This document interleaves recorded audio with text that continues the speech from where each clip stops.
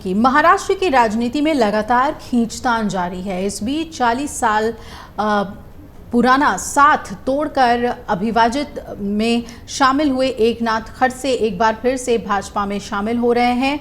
आपको बता दें कि खड़से ने कहा कि शनिवार को अपने मूल पार्टी में वो शामिल होंगे, यानी कि बीजेपी में शामिल हो जाएंगे। खड़से करीब 3 साल पहले महाराष्ट्र में भारतीय जनता पार्टी के नेतृत्व के साथ मतभेद होने की वजह से पार्टी उन्होंने छोड़ दी थी और एनसीपी में चले गए थे। खड़से ने शनिवार को ये कहा कि वो अगले हफ्ते दिल्ली में अपनी मूल पार्टी में शामिल हो जाएंगे। पूर्ववर्ती देवेंद्र फडणवीस सरकार में मंत्री रहे खड़से ने एक भूमि सौदे के मामले को लेकर 2016 में मंत्री पद से इस्तीफा दे दिया था और लंबे इंतजार के बाद शरद पवार की अगुवाई वाली अविभाजित राष्ट्रवादी कांग्रेस पार्टी ने उन्हें अपना सदस्य बनाया था।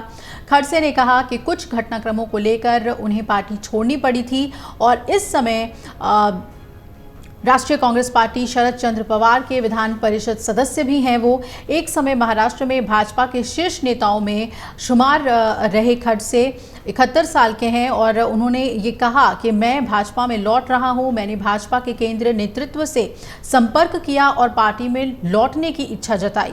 मैं अगले हफ्ते दिल्ली में औपचारिक रूप से भाजपा में शामिल हो जाऊंगा, यानी कि आज ये माना जा रहा है कि वो भाजपा में शामिल हो जाएंगे। आपको बता दें कि ये कहा जा रहा है कि शरद पवार विधान परिषद सदस्य एकनाथ खड़से को रावेर सीट से उनकी ही बहुरक्षा खड़से के खिलाफ मैदान में उतारना चाहते थे, जिसे उन्होंने ठुकरा दिया। खड़से के आने से उत्तर महाराष्ट्र में भाजपा अब और मजबूत हो जाएगी, जबकि शरद पवार के लिए इसे एक बड़े झटके के तौर पे देखा जा रहा है। जुलाई 2023 में महाराष्ट्र की सियासत में एक बार फिर से उलटफेर हुआ है। अजीत पवार ने एनसीपी से बगावत कर दी और पार्टी में फूट के बाद एनसीपी पर अधिकार पर चाचा भतीजे अब आमने सामने आ गए हैं। वहीं कुछ और नेता एकनाथ खड़से जैसे नेता भी एनसीपी छोड़ रहे हैं, बीजेपी में शामिल हो रहे हैं।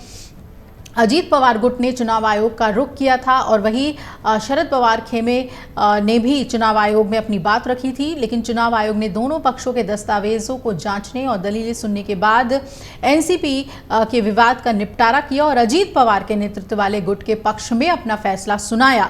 तो अब एनसीपी का नाम और चुनाव चिन्ह यानी कि घड़ी अजीत पवार के पास है और लोकसभा चुनाव से पहले महाराष्ट्र में जो दल बदल की सियासत है वो इस वक्त अपने चरम पर दिखाई दे रही है। उद्धव ठाकरे समूह की बात करें तो नेता बबन राव घोलप कल एकनाथ शिंदे के शिवसेना में शामिल हो गए और इस अवसर पर सीएम एकनाथ शिंदे भी मौजूद थे। दूसरी ओर एकनाथ खड़से कि बताया जा रहा है कि आज बीजेपी में घर वापसी हो जाएगी।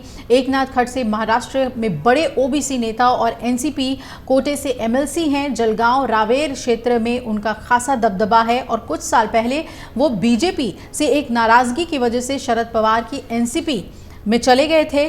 अब आपको बता दें कि खड़से की बहुरक्षा खड़से पहले से ही बीजेपी में है और बीजेपी ने उन्हें बतौर उम्मीदवार एक बार फिर से मैदान में उतारा है। खड़से अगर बीजेपी में आज आ जाते हैं तो उनकी बेटी रोहिणी खड़से भी बीजेपी का रुख कर सकती हैं।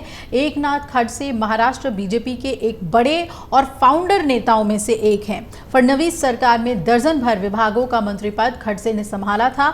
इसी बीच जमीन घोटाले में नाम आने और फडणवीस के बढ़ते कदम के चलते खड़से 2014 से ही नाराज थे।